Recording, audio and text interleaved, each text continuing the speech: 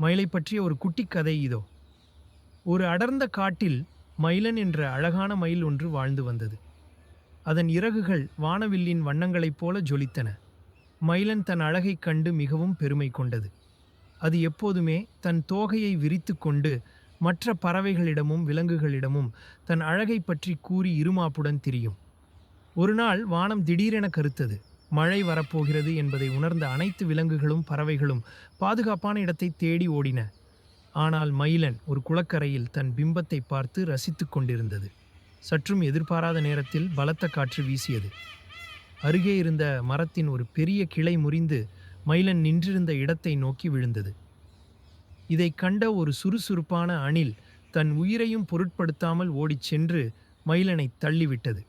மயிலன் நிலை தடுமாறி விலகிய அடுத்த கணமே அந்த பெரிய கிளை மயிலன் நின்றிருந்த இடத்தில் விழுந்து பெரும் சத்தம் எழுப்பியது. பயந்து போன மயிலன் தன்னை காப்பாற்றிய அணிலை பார்த்து நன்றி கூறியது. அணில் புன்சிரிப்புடன், மயிலனே, நாம் எல்லோரும் இந்த காட்டில்தான் வாழ்கிறோம். ஒருவருக்கொருவர் உதவி செய்வது நமது கடமை என்றது. அந்த நொடியிலிருந்து மயிலன் தன் தவறுகளை உணர்ந்தது. உண்மையான அழகு தோற்றத்தில் இல்லை, பிறருக்கு உதவும் குணத்தில்தான் இருக்கிறது என்பதை புரிந்து கொண்டது.